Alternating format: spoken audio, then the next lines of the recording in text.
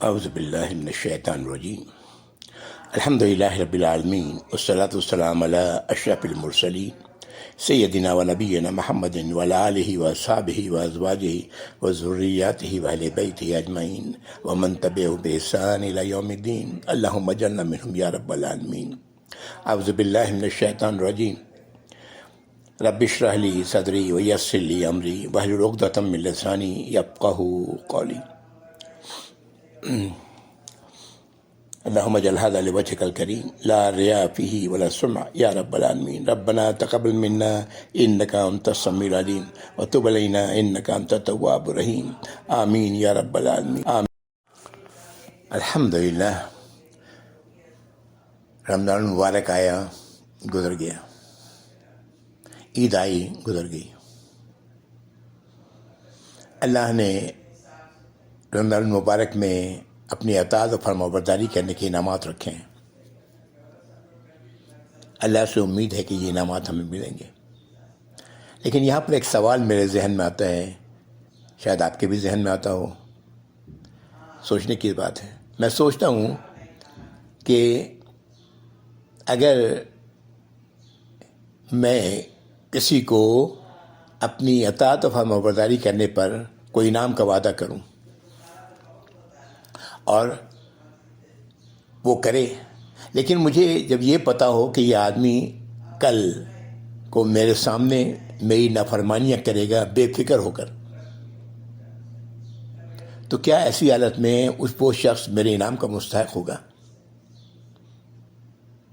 جب میں اپنے آپ کو رکھ کر سوچتا ہوں تو میں سوچتا ہوں کہ نہیں، میں تو نہیں دوں گا ایسے شخص کو کوئی انعام، جبکہ میں جان رہا ہوں کہ یہ کل میری نافرمانی کرے گا اور کھلم کھلا نافرمانی کرے گا، میری نظروں کے سامنے کرے گا۔ کتنے ہی لوگ ہیں جو رمضان کی اپارچونٹی سے فائدہ اٹھانا چاہتے ہیں لیکن اپنی زندگی نہیں بدلنا چاہتے۔ جو آج کر رہے ہیں رمضان سے پہلے کر رہے تھے وہی پھر کریں گے۔ اسی طرح دوسری عبادات کا معاملہ ہے۔ اتنے لوگ حج پہ آ رہے ہیں، عمرے پہ آ رہے ہیں، نئے نئے ریکارڈ بن رہے ہیں تعداد کی کہ حرم میں اتنے لوگوں نے عمرہ کیا، اتنے لوگوں نے حرم میں نمازیں پڑھیں وغیرہ، اور پھر اس کے بعد سب کچھ کے باوجود ہمارے حالات نہیں بدلتے، نہ ہمارے ملک کے حالات بدلتے ہیں، نہ ہمارے اخلاقیات میں کوئی فرق پڑتا ہے۔ آخر یہ مسئلہ ہے کیا؟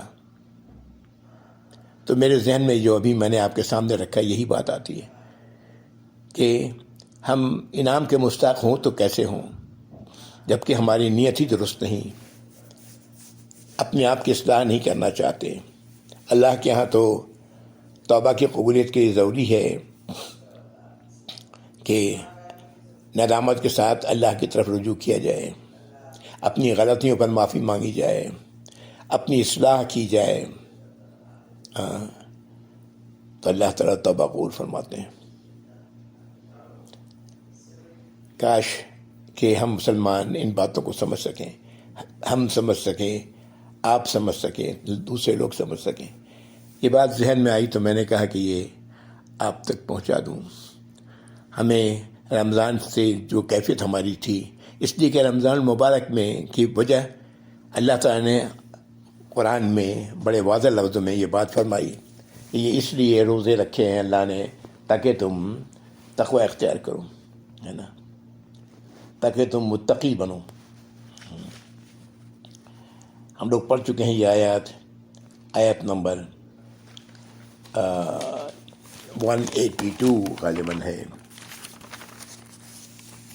یا ایھا الذین آمنوا کتب علیکم الصیام کما کتب الذین من قبلکم لعلکم تتقون۔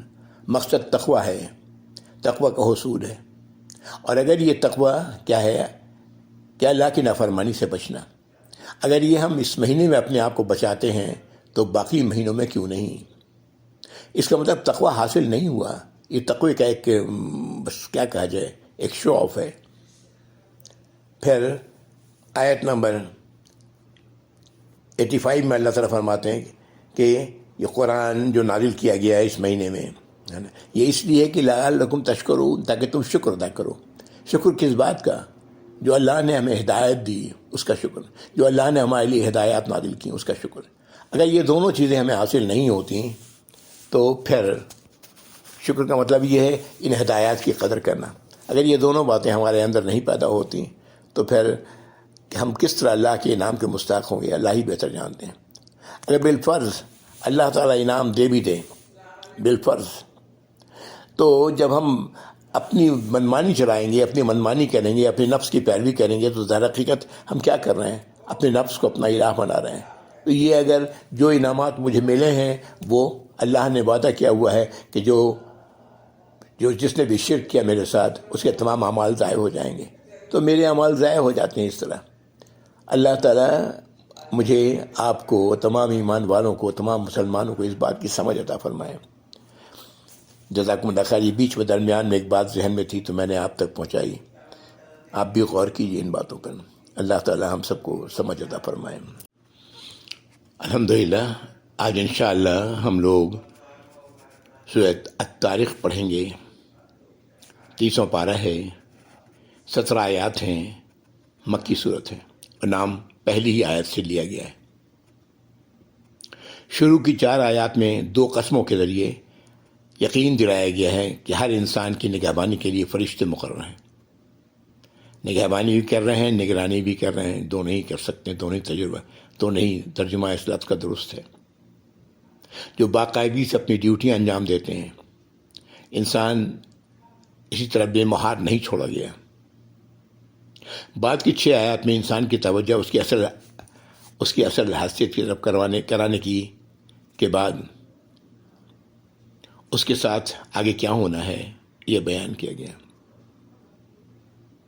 سورت کی آخری 7 آیات میں پھر 2 قسموں سے شروع ہوتی ہے جو قرآن کے مقام کو واضح کرتی ہے اور منکرین حق کو آگاہ کر رہی کہ انہیں ملی ہوئی مہلت اللہ کی تدبیر ہے تاکہ وہ اس سے فائدہ اٹھا لیں۔ یہ اللہ کی طرف سے ڈھیل نہیں، اللہ کی تدبیر ہے۔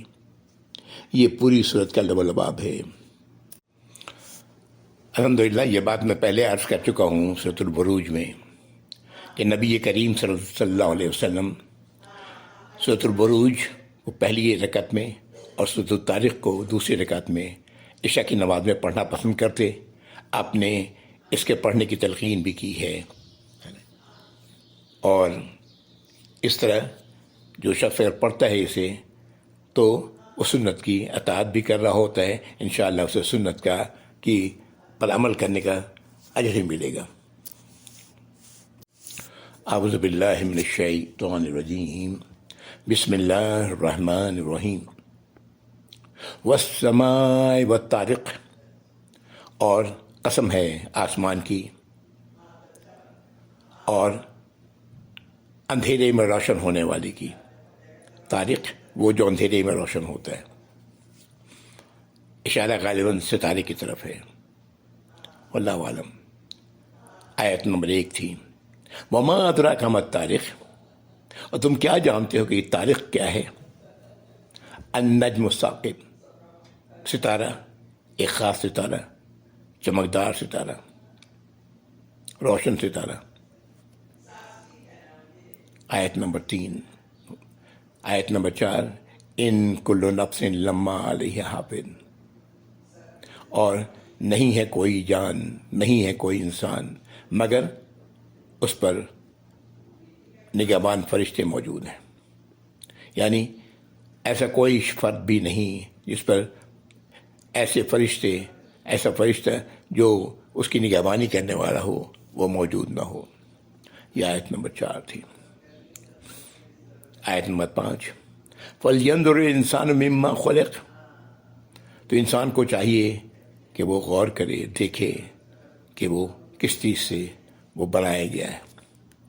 خُلِقَ مِن مَاءٍ دَافِقٍ، اس کی تخلیق کی گئی ہے ایک ایسے پانی سے جو قوت کے ساتھ نکلتا ہے، اچھلتے پانی سے، قوت کے ساتھ نکلنے والے پانی سے، اشارہ منی کی طرف ہے۔ یخرج من بین الصلب والترائب، یہ نکلتا ہے پیٹھ اور سینے کے درمیان سے۔ انہ علی رجہ لقادر، آیت نمبر 8 ہے۔ بے شک وہ یعنی اللہ اسے لوٹا دینے پر قادر ہے۔ یہاں اسے سے کیا مراد ہے؟ اس پانی کی بات کی جا رہی ہے یا انسان کی بات کی جا رہی ہے؟ دونوں ہی درست ہیں، یعنی اللہ تعالیٰ اسے لوٹا لے جانے پر قادر ہیں۔ آیت نمبر 9، یوم تبلی السرائر، وہ دن جب تمام پوشیدہ بھید کھل جائے گا، ظاہر ہو جائے گا۔ جو کچھ چھپایا ہوا ہے ہم نے اپنے اندر، وہ سب ظاہر ہو جائے گا۔ فما لہ من قوت ولا ناصر، تو پھر انسان کے لیے، اس کے لیے کوئی قوت نہیں ہوگی اور نہ کوئی مددگار ہوگا، اس کا کوئی زور نہیں چلے گا، اس لیے کہ اس دن تو تمام تر اختیار اللہ کے پاس ہوگا۔ اشارہ حشر کے دن کی طرف ہے۔ یہ آیت نمبر 10 تھی۔ چھوٹی سی صورت ہے، لیکن اللہ تعالیٰ نے کس طرح توجہ دلائی ہے کہ اس طرح ہم پر حفاظت کرنے والے نگران موجود ہیں۔ پھر ہماری تخلیق کس چیز سے ہوئی، اور اللہ تعالیٰ ہمیں لوٹا دینے پہ قادر ہے۔ وہ دن جب تمام کے تمام پوشیدہ باتیں کھل جائیں گی اور انسان کے لیے نہ کوئی قوت ہوگا، نہ کوئی مددگار ہوگا، نہ کوئی مدد کرنے والا ہوگا۔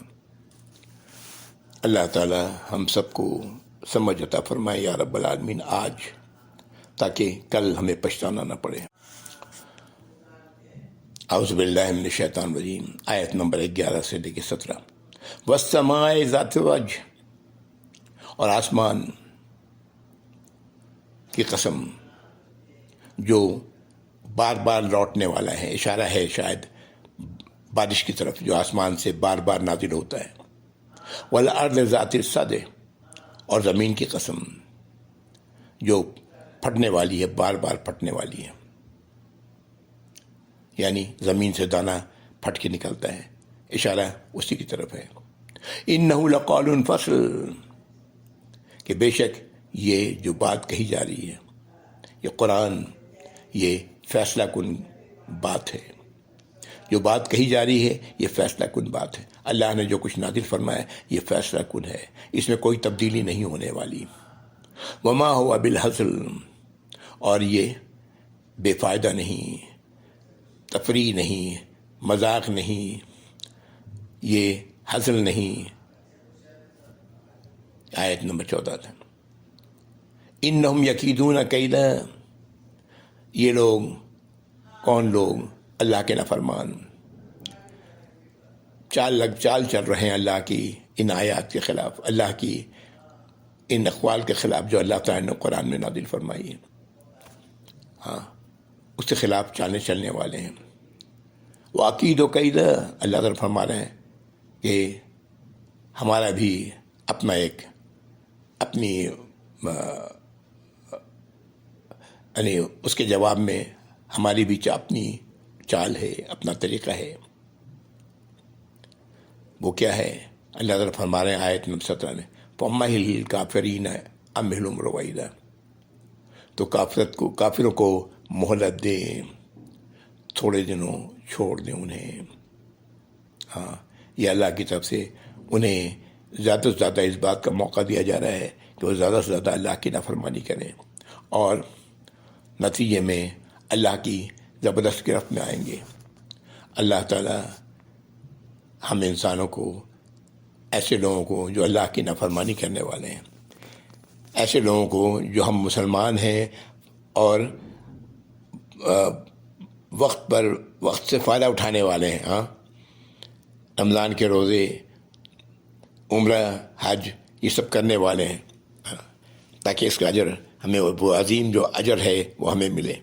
لیکن پھر وہی واپس اپنے پرانے حالت پر لوٹ جانے والے ہیں کہ ہم پھر وہی کچھ کریں گے، اللہ کی اسی طرح نافرمانی کریں گے، اللہ کی نظروں کے سامنے کریں گے۔